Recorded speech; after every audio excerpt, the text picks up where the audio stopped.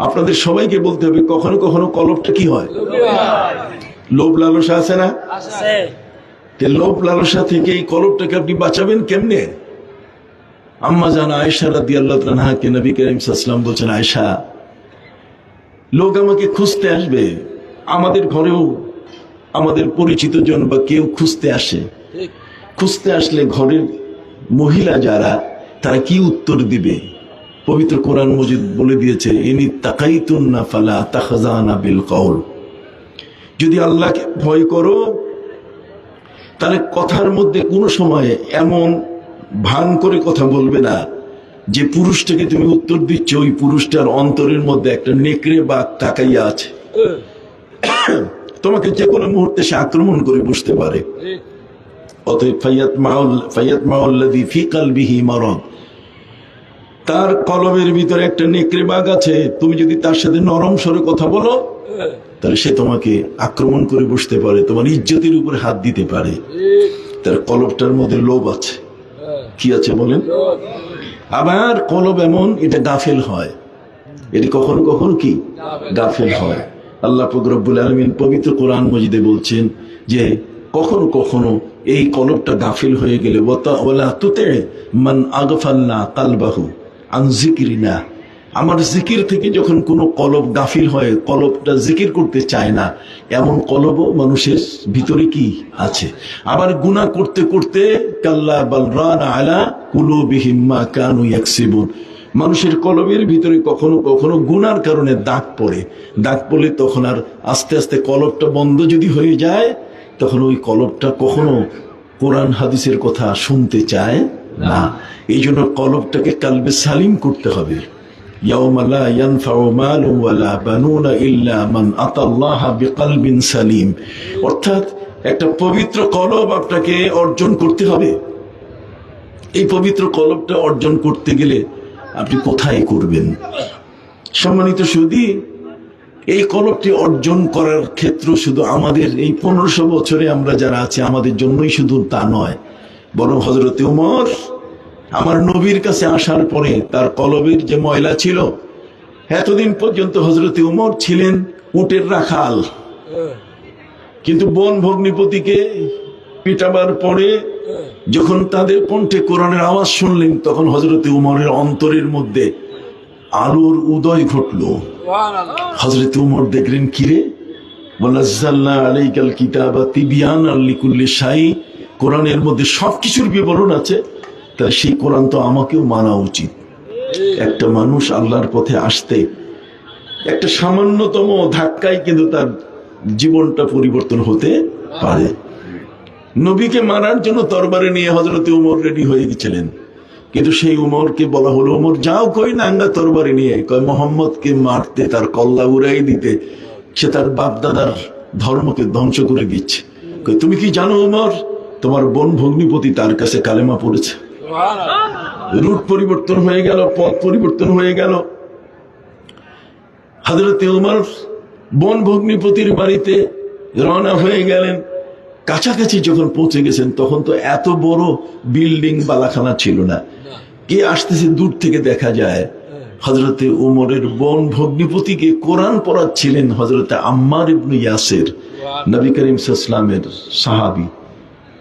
সবার মধ্যে হযরতে উমরের একটা আতঙ্ক ছিল। কি ছিল বলেন? আতঙ্ক, যে উমর যদি কোথাও যায় তাহলে যে কোনো একটা কিছু করতে পারে। দেখেন না বর্তমান সময় কিছু কিছু লোক দিয়ে আমরা আতঙ্কিত থাকি কিনা, যে এদের সামনে গেলে আবার কোনটা কইরা বসে, কোনটা কইরা বসে, ব্যালেন্স হারা হয়ে গেছে মানুষ। হযরতে উমর তিনি ছিলেন এমন, বোন ভগ্নিপতির বাড়িতে উনি যখন এসে পৌঁছতেছেন, ঠিক ওই মুহূর্তে সেই ঘরে ওস্তাদ যিনি ছিলেন, শিক্ষক, তার নাম কি? আম্মার ইবনে ইয়াসির রাদিয়াল্লাহু তাআলা। হযরতে আম্মার ইবনে ইয়াসির তিনি উমরের ভয়ে খাটের তলে লুকায় গেছে, কারণ এটা তো নিষিদ্ধ একটা জিনিস। কোরআন কাউকে পড়ানো, মুহাম্মদের কাছে কেউ যাওয়া, এটা তাদের সামাজিক ভাবে তারা নিষিদ্ধ করে ফেলেছে। মুহাম্মদ সাল্লাল্লাহু আলাইহি ওয়াসাল্লাম কোরআন পড়বেন, এটা যেন কেউ শুনতে না যায়, এটা সামাজিক ভাবে নিষিদ্ধ করেছে আবু জাহাল। ওয়া ক্বালাল্লাযীনা কাফারু লা তাসমাউ লিহাযাল কুরআন, খবরদার এই কোরআন শুনতে যাইও না, ওয়ালগাউ ফি, এবং কোরআন যখন মুহাম্মদ সাল্লাল্লাহু আলাইহি ওয়াসাল্লাম পড়বেন তখন তোমরা উলুধ্বনি দাও, যাতে করে এই আওয়াজ কারো কানে না পৌঁছায়। কোরআনের আওয়াজ কারো কানে যদি পৌঁছায় তাহলে সেই মানুষটি কালেমা না পড়ে পারে না। আর সেই কণ্ঠটা এই ডক্টর কাফিল উদ্দিনের কণ্ঠ নয়, এই কণ্ঠটা কারি আব্দুল বাসেদ, আব্দুল সামাদ, আব্দুল বাসেদের কণ্ঠ নয়। এই কণ্ঠ হচ্ছে স্বয়ং প্যারা নবী হযরত মুহাম্মদুর রাসূলুল্লাহ সাল্লাল্লাহু আলাইহি সাল্লামের কণ্ঠ। আর সেই কণ্ঠে যখন কোরআন তেলাওয়াত হয় তো পৃথিবীর মধ্যে যত বড় পাথরই মন হোক না কেন, সেই শব্দ জগদ্দল পাথরটা পর্যন্ত মোমের মতো কি গলে যায়। সুবহানাল্লাহ। অতএব দিনের বেলায় পার্লামেন্টে সিদ্ধান্ত, কাফের পার্লামেন্টের সিদ্ধান্ত, খবরদার আমরা কেউ মুহাম্মদ সাল্লাল্লাহু আলাইহি ওয়াসাল্লামের কাছে যাব না, তার কাছে তার বাড়ির পাশে গিয়ে কেউ আমরা রাতের বেলায় কোরআন শুনবো না। সবাই একমত, কিন্তু রাতের বেলায় মনটা পাগল হয়ে যায়, এত সুন্দর সুরে তিনি কোরআন পড়েন, চলো তো একটু শুনি। নবীজি সাল্লাল্লাহু আলাইহি ওয়াসাল্লামের ঘরের পাশে গিয়ে যখন তারা দাঁড়ায় অন্ধকারে, তখন একজনের পা আরেকজনের সাথে বাড়ি খায়। রে তুই কে? আমি তো আবু জাহাল। তুমি কে? আমি তো আবু লাহাব। তোমরা না পাশ করলে আইন, এখানে আসছো কেন? তার কণ্ঠের কোরআনটা এত মধুর। সুবহানাল্লাহ বলেন। পৃথিবীর মধ্যে আসমানি কিতাব যদি কেউ পড়তে পারে, আসমানি কিতাবের তেলাওয়াত যারা করেন, হযরতে নবী দাউদ আলাইহিস সালাম তিনি জবুর যখন তেলাওয়াত করতেন, জবুর শরীফ তেলাওয়াত করলে আকাশের পাখিগুলো ডানা মেলে থেমে যেত শোনার জন্য। পাখি আসমানি কিতাবের তেলাওয়াত শুনে সুবহানাল্লাহ বলে থেমে যেত।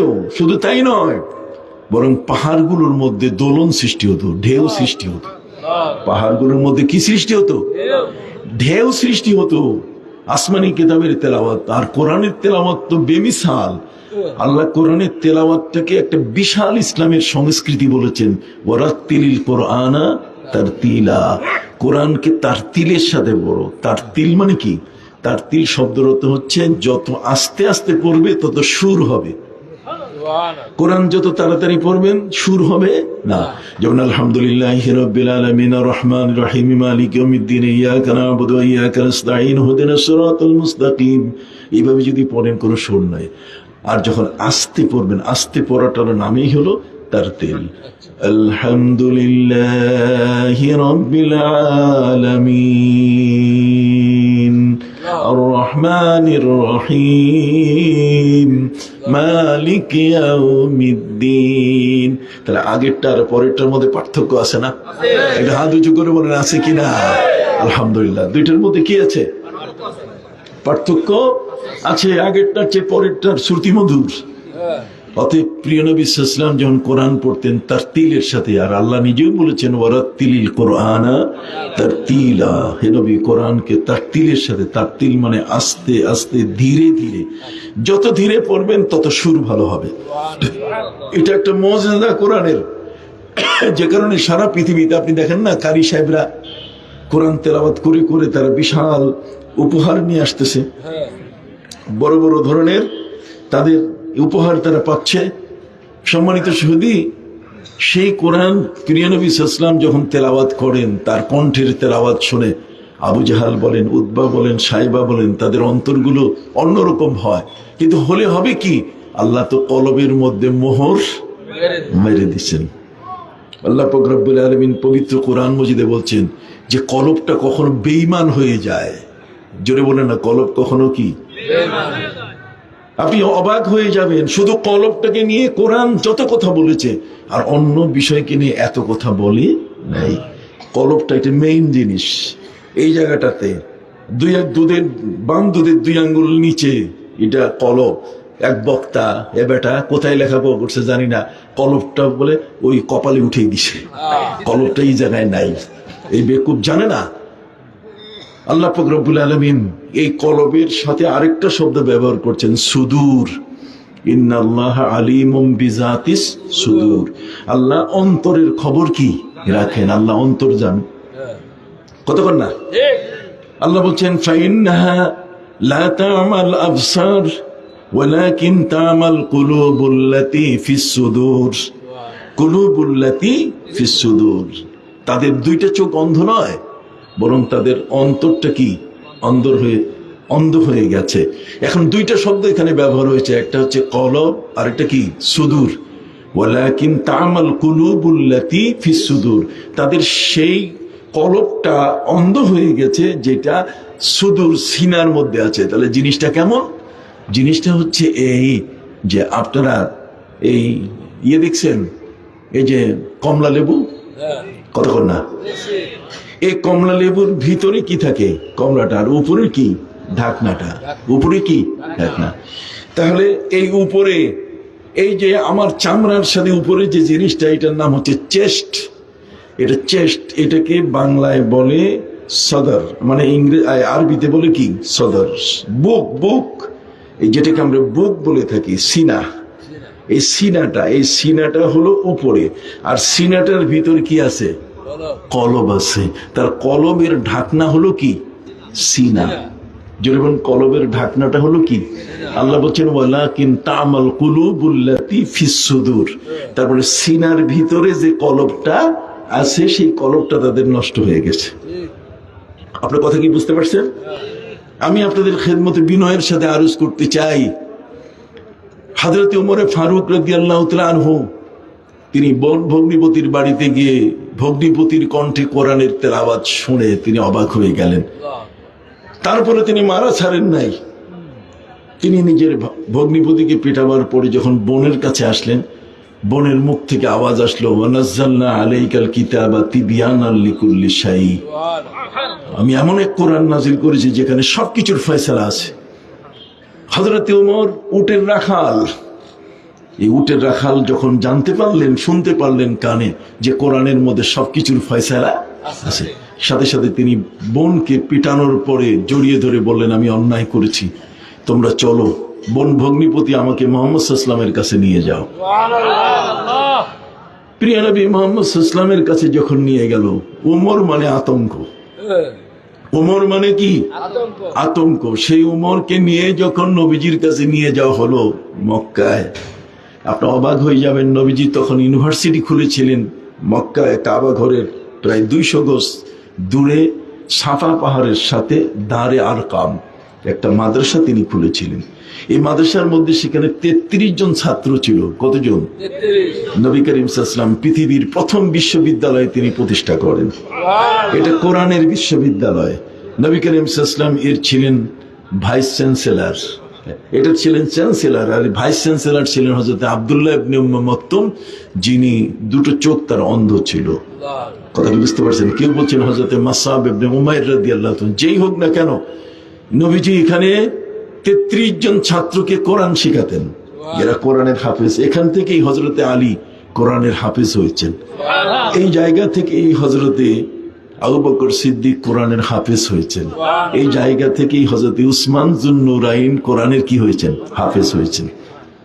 সম্মানিত সুধী, হযরতে ওমর তিনি যখন আসতেছেন বোন ভগ্নিপতিকে নিয়ে, এই 33 জন ছাত্রের মাদ্রাসায় ঢুকবেন, সবাই বেড়া চাপাই ধরছে, ওমরকে ঢুকতে দেওয়া যাবে না, কারণ ওমর মানে আতঙ্ক। বোন ভগ্নিপতি বলে দিলেন কোন আতঙ্ক নাই, ওমর এসছেন নবীর সাথে সাক্ষাৎ করতে। এদিকে আল্লাহ তাআলা আমার প্রিয় নবী সাল্লাল্লাহু আলাইহি ওয়াসাল্লামকে বলেছেন, হে নবী, একজন ব্যক্তি আসতেছে আপনার কাছে, আপনি একটা মঞ্চ তৈরি করেন, আর মঞ্চের উপরে একটা সুন্দর চাদর বিছায় রাখেন, এই চাদরে বসে ওই লোকটি আপনার কাছে ইসলাম গ্রহণ করবে। নবীজি বললেন, মাবুদ, কে এমন একজন ব্যক্তি যে আজকে আমার তৈরি করা মঞ্চের সভাপতি হয়ে বসবে? সেই লোকটা কে? আল্লাহ তাআলা বললেন, হে নবী, আপনি তো আমার কাছে দোয়া করেছিলেন, আমি তো দোয়া ফেরত দেই না। পৃথিবীতে বিভিন্ন অফিস আদালতে দোয়া আবেদনপত্র রিজেক্ট হয়, বাতিল হয়, কথা বল না, আবেদনপত্র গ্রহণযোগ্য হয় না, কিন্তু আল্লাহ বলছেন উদউনি আস্তাজিব লাকুম, আমার কাছে বান্দার কোন আবেদনপত্র রিজেক্ট হয় না। আমি কারো আবেদনপত্র ফেরত দেই না। কেউ যদি আজকে আবেদনপত্র আমার কাছে দেয়, তাহলে আজকে যদি মনে করি আমি আল্লাহ যে এখন এটা মঞ্জুর প্রয়োজন, এখনই করে দেই, আর না হলে 100 বছর পরেও হলো আমি মঞ্জুর করব, আমি বাতিল করব না। যেমন হযরত নবী ইব্রাহিম আলাইহিস সালাম, তিনি 16 বছর বয়সে দোয়া করেছেন যে আল্লাহ একটা সন্তান দেন, সন্তান না হলে এই নবুয়তের পরে যে কিছু ওজিফা আছে, আমল আছে। ডোবরা হুজুর গেছেন, ডোবরা হুজুরের সন্তানরা আজকে এখানে, কি বলেন ঠিক কিনা? যদি ওনারা না থাকতেন আপনারা আসতেন কোথায়? কথা বলেন। ডোবরা হুজুর আমি নিজে তাকে দেখেছি, একসাথে পাশে বসে ওয়াজ করেছি। কথা বুঝেন নাই? আমার বয়স তো একেবারে কম না। সম্মানিত সুধী, দীর্ঘ 40 বছর পর্যন্ত আমি ওয়াজ করি। তিনি আর আমি পাশাপাশি, আমরা দুজনে পারনান্দু আলী, ওই যে মাগুরা, কথা বুঝেন নাই, পারনান্দু আলী সেখানে বসে তার সাথে, আর অন্য জায়গায় তার সাথে বসে ডোবরা হুজুরের সাথে আমার মাহফিল হয়েছে। আমি দেখেছি একজন ফর্সা মানুষ, কি বলেন ঠিক কিনা? চমৎকার একজন মানুষ, না বেশি উঁচা আর না বেশি খাটো, কি বলেন ঠিক না? আপনি ছিলেন ওই মাহফিলে, এখানে সেই লোক আছে। ডোবরা হুজুর তার সন্তানরা আজকে আসে বিধায় আপনাদের আসার জায়গা হয়েছে। কথা বুঝতে পারছেন? এই জন্য আল্লাহর কাছে দাবি করেছিলেন হযরত জাকারিয়া আলাইহিস সালাম। দীর্ঘ 94 বছর বয়স হওয়ার পরে জাকারিয়া আলাইহিস সালাম দেখলেন তার কাছে কোনো সন্তান তার স্ত্রীর গর্ভে আসে না। তিনি দায়িত্বে ছিলেন হযরত মরিয়মের, হযরত মরিয়মের লালনের দায়িত্বে তিনি ছিলেন। মরিয়মও তো ঠিক তার মা হান্না বিনতে ফাকুস, তিনি ওইরকম বার্ধক্য বয়সে যাওয়ার পরে বেড়াতে গেছিলেন এক আত্মীয়ের বাড়িতে। ফেরার পথে প্রচন্ড রৌদ্র, একটা গাছের নিচে তিনি বিশ্রাম নিচ্ছিলেন। বিশ্রাম নিয়ে একটু ঘুমিয়ে পড়েছেন। চোখ খুলে তিনি দেখলেন যে গাছের ডালে একটা পাখি তার ছানাকে আধার খাওয়াচ্ছে। তিনি আল্লাহর কাছে আবেদন করলেন যে আল্লাহ, ওই পাখিটাকেও তো আপনি এক বাচ্চা দিয়ে খুশি করছেন, আর আপনি আমাকে দেন নাই। আপনি দেন, আমি আপনাকে কথা দিচ্ছি, আমি আপনার সাথে ওয়াদা দিচ্ছি, ইন্নী নাযারতু লাকা মা ফি বাতনি মুহাররারা, আমার মান্নত করলাম আমি, যদি তুমি আমাকে খুশি করো, আমার গর্ভে সন্তান দাও, এই সন্তানটি আমি নিজের কাজে ব্যবহার করব না, একে বাইতুল মুকাদ্দাসের খাদেম বানাই দিব। তার মানে তিনি সন্তান চেয়েছেন, আর এক সন্তানের প্রার্থনার ভিতরে তিনি বলছেন বাইতুল মুকাদ্দাসের খাদেম, তার অর্থ হলো ছেলে দিবেন। কি দিবেন? ছেলে। কিন্তু জন্ম দিয়েছেন কি? মেয়ে। যখনই মেয়ে জন্ম দিয়েছেন তখন তিনি আল্লাহর কাছে বলেন যে আল্লাহ, ইন্নী ওয়াদাতুহা উনসা, আমি তো মেয়ে জন্ম দিয়েছি। আল্লাহ গোসা হয়ে গেছেন। আল্লাহ বলছেন ওয়াল্লাহু আ'লামু বিমা ওয়াদাতি, তুমি কি জন্ম দিয়েছো তোমার চেয়ে বেশি আমি জানি। তোমার গর্ভে যাকে পাঠিয়েছি তার কারিগর তো আমি। খালাকাকা ফাসাওয়াকা ফাআদালাক, কতক্ষণ না? কাজে সৃষ্টি করে তাকে সুন্দর করা এবং তাকে উপযুক্ত করে পৃথিবীতে পাঠানো, এটা হলো আমি আল্লাহর কি দায়িত্ব। অতএব তুমি কি জানো, তুমি চেয়েছো ছেলে, আর আমি দিয়েছি কি?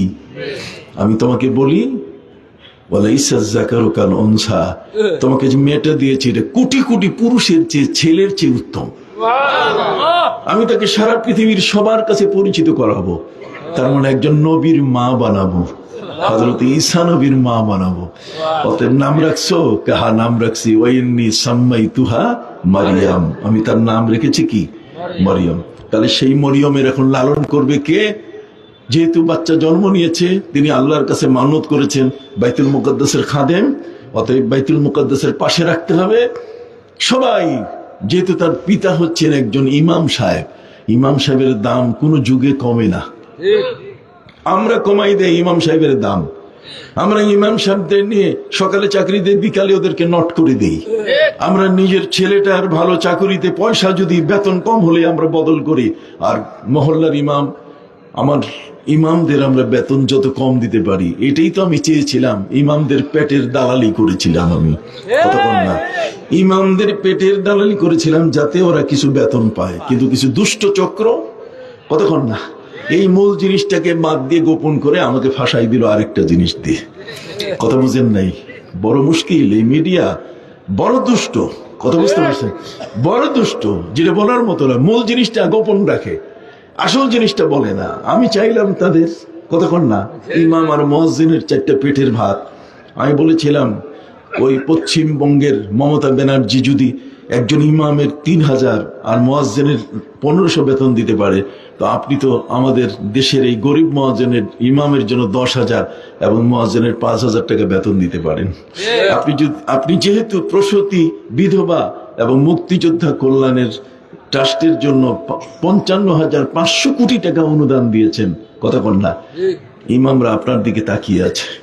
কথা কন না, আপনি যদি এদেরকে দেন এদের দোয়ার হাত আপনি পাবেন। আমি কি অন্যায় বলেছি? সেটা বাদ দিয়ে আরেকটা কথা বুঝতে পারছেন। আল্লাহ পবিত্র কোরআনে প্রশংসা করতে বলেছেন। প্রশংসা, বৈধ প্রশংসা করাটা কোনো অন্যায় নয়। যাই হোক বন্ধুরা আমার, আমি আপনাদের খেদমতে বিনয়ের সাথে আরজ করতে চাই, এই জগতের মধ্যে ইমরান যিনি ছিলেন, যার নামে পবিত্র কোরআনের সূরা নাজিল হয়েছে আলে ইমরান। ইমরান ছিলেন ইমাম। ওই ইমামের ঘরে জন্ম নিয়েছেন কে?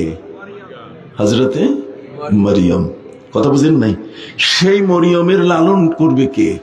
সবাই ইমাম সাহেবের মেয়েকে লালন করার জন্য প্রস্তুত।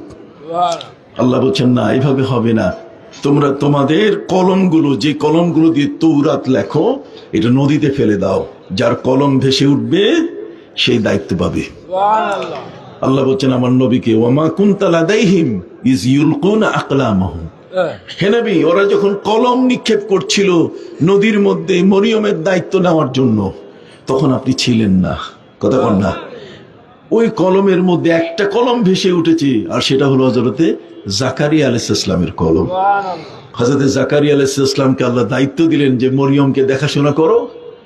হযরতে মরিয়মের জন্য ছোট্ট শিশু, উনি সকালবেলায় দুধ নিয়ে আসেন, বিকালে দুধ নিয়ে আসেন, তালা খুলে দেখেন কিসের দুধ কিসের কি, অসংখ্য গণিত জান্নাতের জুস। কতক্ষণ না, জান্নাতের কি জুস, ছোট্ট শিশুর যত খাবার, এই সবগুলো দিয়ে গোটা ঘর ভর্তি হয়ে আছে।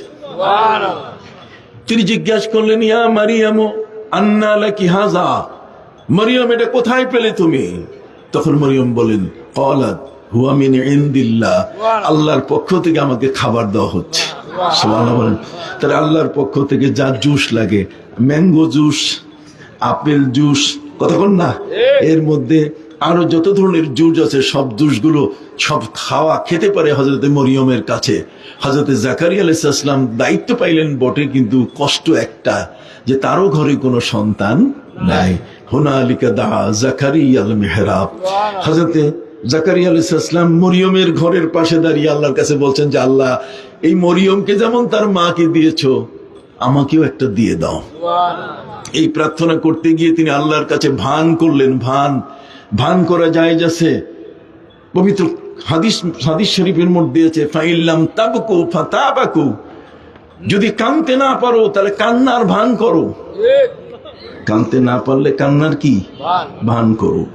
সম্মানিত সুধী, হযরতে জাকারিয়া আলাইহিস সালাম তিনি তার হাতের এই যে জামার যে হাতা, এই হাতাটা কাছায় নিলেন, মাথার পাগড়ি খুলে ফেললেন। এবার আল্লাহর কাছে বলছেন, রব্বি ইন্নী ওয়াহানাল আযমু মিন্নি, আল্লাহ আমার দেখেন দুই হাতে কোনো গোশত নাই, শুধু হাড়, ওয়াশতাআলার রাসু শাইবা, আর আমার মাথার চুল সব পাকা। আমার যদি সন্তান না থাকে তাহলে আমার এই তরিকা চালাবে কে? কথা কন না।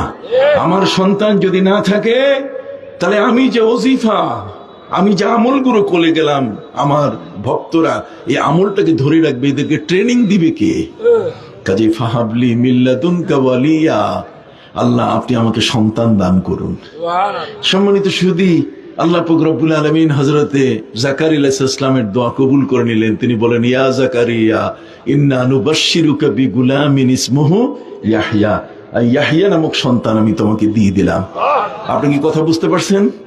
তাহলে এই ডোবরা শরীফ, দরবার শরীফ, এটা চালাবার জন্য তাদের সন্তানরা আছে বিধায় তো আমরা আসছি।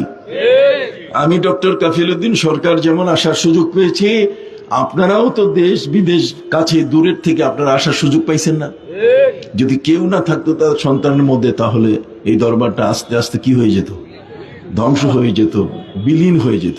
আজ এটা আসে বিধায় ওই 1500 বছর আগে, 1400 বছর আগে আমার নবী সাল্লাল্লাহু আলাইহি ওয়াসাল্লামের আমলে সাহাবায়ে কেরাম যে চর্চা করেছেন, কি চর্চা? আমরা জিকির করি লা ইলাহা ইল্লাল্লাহ, কি জিকির করি না? এই জিকিরটা কে চালু করেছেন? এই জিকিরটা চালু করেছেন হযরত আবু বকর সিদ্দিক রাদিয়াল্লাহু তাআলা। সুবহানাল্লাহ। আবু বকর সিদ্দিক তিনি জিকির চালু করছেন লা ইলাহা ইল্লাল্লাহ। তাহলে বুঝা গেল তরিকতের আমল সাহাবায়ে কেরামের যুগ থেকে আসছে। কথা বুঝতে পারছেন? আমরা জিকির করি কি আল্লাহ আল্লাহ, বলেন কি জিকির? আমার সাথে করেন আল্লাহ আল্লাহ আল্লাহ আল্লাহ আল্লাহ আল্লাহ। এই যে আল্লাহ আল্লাহ জিকিরের যে মজাটা, এইভাবে যে জিকির করা যায়, এটা চালু করছেন যিনি নবী করিম সাল্লাল্লাহু আলাইহি সাল্লামের এই সাক্ষ্য পেয়েছেন। নবীজি বলেছেন আনা মাদিনাতুল ইলমি ওয়া আলিয়ুন বাবুহা, আমি হলাম জ্ঞানের শহর আর আলী হলেন তার তোরণ, তার গেট। এই হযরতে আলী আল্লাহ আল্লাহ জিকির চালু করছে। তাহলে ডোবরার পিসা হুজুরের সাহেবজাদারা, ডোবরার পিসা হুজুর, শর্ষিনার পিসা হুজুর, ফুলফুলার পিসা হুজুর, এগুলো সত্য গোড়া এক জায়গায়। সুফি ফতে আলী ওয়াইসি রহমতুল্লাহি আলাইহি, যিনি রসুল নুমা, যিনি চক্ষু বন্ধ করে নবীজিকে দেখতে পেতেন। এই সমস্ত মহান ওলিদের সন্তানরা, এদের চক্ষু, এদের আমল, এদের আখলাক এমন ভাবে স্বীকৃত যে এদের আমলের সামান্য ত্রুটি হলেও সেটাও সংশোধনের ব্যবস্থা হয়। সুবহানাল্লাহ বলেন। এই জন্য আমি আমার ভাইদের খেদমতে আরজ করতে চাই যে হযরতে আবু বকর সিদ্দিক, হযরতে ওমর, এই সমস্ত ব্যক্তি এরা হচ্ছেন ওলিদের প্রথম কাতারের ব্যক্তি, আল্লাহর ওলিদের প্রথম কাতারের কি ব্যক্তি। হযরতে ওমর, আল্লাহ তাআলা নবীজিকে বললেন যে মঞ্চ সাজায় রাখেন, একজন আসতেছে আপনার কাছে কালেমা পড়বে। নবী করিম সাল্লাল্লাহু আলাইহি ওয়াসাল্লাম বললেন যে আমার সাজানো মঞ্চে আমার চাদর বিছিয়ে দিব, আর সেই চাদরের উপরে বসে আমার হাতে কালেমা পড়বে। এই সভাপতিটা কে? আল্লাহর কাছে তিনি জিজ্ঞাসা করেন। আল্লাহ বলছেন, হে নবী, আপনি তো আমার কাছে দোয়া করেছিলেন, আপনার দোয়ায় যেটা ছিল সেটা হলো যে আল্লাহ এই মক্কার দুইজন ব্যক্তির কোন একজনকে আপনি কালেমা পড়ার সুযোগ দেন, হয়তো আবু জাহেলকে দেন আর নালে ওমরকে দেন। আল্লাহ বলছেন আবু জাহেল এটা শয়তান, ওটা শিয়াল। কথা বল না, পৃথিবীর মধ্যে শিয়ালকে কেউ পালে না, শিয়াল কেউ পুষে না। আমি শিয়ালকে কেউ পুষে? যে তোর চালাক মুরগি চুরি করে খায়। আর কুকুরকে পুষে, তার কারণ কুকুর বিশ্বাসঘাতক না। কথা বল না, কুকুর কি বিশ্বাসঘাতক না। কুকুরকে পালার জন্য ইসলাম কালবে মুআল্লাম তার স্বীকৃতি দিয়েছে। কথা বুঝতে পারছেন? কিন্তু শিয়াল পালার কোন সুযোগ। আবু জাহেল হচ্ছে শিয়ালের গোষ্ঠী, যা রাখবেন সব খাইয়া শেষ করবে। অতএব হযরতে ওমরের জন্য আল্লাহ দোয়া কবুল করে নিয়েছেন।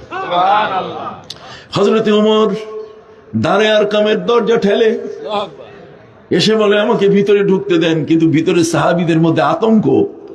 কথা বল না, ওমর ঢুকলে যদি আবার কিছু করে, হাতে তো নাঙ্গা তরবারি, হাতে একটা খোলা কি তরবারি। এই তরবারি নিয়ে ওমর ঢুকে, তার সাথে বন ভগ্নিপতি, তাদের গায়ের কাপড়গুলো সব রক্তাক্ত। এই অবস্থায় যদি ভিতরে প্রবেশ করে তাহলে না জানি কি সর্বনাশ হয়। সম্মানিত সুধী, আমার নবীজি বলেন খুলে দাও, দরজা খুলে দাও, আমি তো আছি এখানে, দেখি উমরের কতটুকু সাহস। হযরতে ওমর আমার নবীর সামনে বন ভগ্নিপতিকে সাথে নিয়ে বলছে, হে নবী, আমি বুঝি নাই, আমি অন্যায় করেছি, এই তরবারি আপনার হাতে আমি সুপুর্দ করলাম, এই তরবারি দিয়ে আপনি আমাকে যা ইচ্ছা তাই করেন। আমার বোন ভগ্নিকে প্রতিকে আমি রক্তাক্ত করেছি না জেনে, আপনি আমাকে যদি সুযোগ দেন আপনার হাতে আমি কালেমা পড়তে পারি। প্রিয় নবী সাল্লাল্লাহু আলাইহি ওয়াসাল্লাম বলেন, ওমর মঞ্চ সাজানো, মঞ্চের উপরে বসো, তোমাকে কালেমা পড়াই। হযরত ওমর ফারুক রাদিয়াল্লাহু তাআলা আনহু তিনি ওই মুহূর্তে মঞ্চের সামনে গিয়ে দেখলেন একখানা চাদর বিছানো। ফাখাযাহা ওয়া দাম্মাহা বিসাদরি, সে চাদরখানা তিনি তুললেন এবং নিজের বুকে জড়িয়ে ধরে বললেন, আমি বুঝতে পারছি এই চাদরখানা হে নবী আপনার গায়ের চাদর। হে নবী, আসমানের নিচে জমিনের বুকে কি এমন কোন বেয়াদব আছে যে আপনার চাদরের উপরে পা রেখে বসে তারপর কালেমা পড়বে? অতএব হযরত ওমর মঞ্চে না বসে তিনি মাটিতে বসলেন। নবীজিকে বললেন, আপনি আমাকে কালেমা পড়ান। প্যারা নবী সাল্লাল্লাহু আলাইহি ওয়াসাল্লামের কাছে হযরত ওমর কালেমা পড়ার সাথে সাথে তিনি কি তার পূর্বের অধ্যত্ত স্বভাব, তার যে আচার আচরণগুলো ছিল সেগুলো কি তিনি বাদ দিয়ে কালেমা পড়লেন, না সাথে নিয়ে? বাদ দিয়ে। তিনি নবীর কাছে এসে তার জীবনের অতীতের যত অন্যায় অপরাধ, আমার রাসূল সাল্লাল্লাহু আলাইহি ওয়াসাল্লাম বলছেন, আল ইসলামু ইয়াহদিমু মা কানা ক্বাবলা, যখন কোনো ব্যক্তি কালেমা পড়ে তখন তার পূর্বের জীবনের আর কোনো গুনাহ বলতে গেলে কিছু থাকে না। আল্লাহ তাআলা তাকে নিট এন্ড ক্লিন করে দেন, পবিত্র করে দেন। সুবহানাল্লাহ। অতএব জীবনে যদি কোনো ব্যক্তি তওবা করে বসে, ইল্লা মান তাবা ওয়া আমানা ওয়া আমিলা আমালান সালিহা উলাইকা ইউবাদদিলুল্লাহু সাইয়্যাতিহিম হাসানাত। যদি কোনো ব্যক্তি তওবা করে, ইমানের উপরে যদি মজবুত থাকে আর আমল যদি ঠিক মতো করে, আল্লাহ বলেন বিগত জিনের যে পাপের সময়টা যা কিছু করছে এগুলোকে সওয়াবে পরিণত করে দেব। হযরত ওমরের পরিবর্তন এসে গেল বড় মারাত্মক। হযরত ওমর কালেমা পড়ে এবার তিনি নবীজিকে বলেন, হুজুর আর এই ঘরের ভিতরে চুপ করে 33 জনকে নিয়ে আপনি আত্মগোপন করে ইসলাম প্রচার করবেন, হবে না। এখন থেকে কাবা ঘরের সামনে আপনি সবাইকে নিয়ে চলেন, আমি ওমর দেখব কার বাপের ক্ষমতা আছে এখানে আসবে। সুবহানাল্লাহ বলেন। লাত, মানাত, উজ্জা এই সমস্ত মূর্তি যেখানে, আর সেখানে হযরতে ওমর আমার নবীকে নিয়ে যাচ্ছেন। কিন্তু এর আগেই নবী করিম সাল্লাল্লাহু আলাইহি সাল্লামের পবিত্র জন্মের সাথে সাথে লাত, মানাত, উজ্জা সহ এই 360টি মূর্তি মুখ থুবড়ে সব ভেঙে ভেঙে পড়ে গেছে। এক ভাঙ্গা ভাঙ্গির বিশাল অপচিত্র, কতক্ষণ না মূর্তিগুলো সব ভেঙে পড়ে আছে। প্রিয় নবী সাল্লাল্লাহু আলাইহি সাল্লাম হযরতে উমর তার কাছে ইসলাম গ্রহণ করার পরে উমর তার কলবটাকে এমন ভাবে পরিষ্কার করে নিলেন যে এই কলবের মধ্যে আর গায়রুল্লাহ, কলবের মধ্যে আল্লাহ ছাড়া আর কোনো ধ্যান ধারণা বলতে কিছু নাই, লোভ লালসা ইত্যাদি কোনো কিছুই নাই, মোহ মাৎসর্য আর কিছু পাওয়ার আর কিছু চাওয়ার কিছু নেই। নবীকে পাওয়া মানে আল্লাহকে পাওয়া, নবীকে পাওয়া মানে সবকিছু পাওয়া, নবীকে পাওয়া মানে জান্নাত পাওয়া। কি বলেন ঠিক কিনা? এই জন্য তিনি তার অন্তরে আমার নবীকে ধারণ করলেন, আল্লাহকে ধারণ করলেন। সেই উমর আল্লাহকে অন্তরে জায়গা দেওয়ার কারণে লা ইলাহা ইল্লাল্লাহ বলেন না, লা ইলাহা ইল্লাল্লাহ, কলবের মধ্যে কাকে তিনি জায়গা দিলেন? আল্লাহকে। আল্লাহকে জায়গা দেওয়ার কারণে তার অন্তরটা এত পরিষ্কার হয়ে গেল যে হযরতে উমরের উপরে তার সিনায় এমন একটা অবস্থা তৈরি হলো, আমার নবীর কাছে কোরআন নাজিল হয় আর হযরতে উমরের কলবে কি ধাক্কা খায়। হযরতে উমরের চোখ আগের চেয়ে পাওয়ারফুল হয়ে গেল। জুমার দিনে তিনি খুতবা দিতে গিয়ে হযরতে ওমর তিনি কিছু অসংলগ্ন কথা বললেন, তার মানে আগের পরের মিল নাই। হযরতে ওমর তিনি বলেন, ইয়া সারিয়াতু আল জাবাল আল জাবাল, রে সারিয়া। সারিয়া এটা তার নাম, অথবা সারিয়া মানে সেনাপ্রধান। রে সেনাপ্রধান, তুমি পাহাড়ের পথ ধরো, পাহাড়ের পথ ধরো, তোমার সৈন্যদের নিয়ে তুমি বেঁচে যাবে।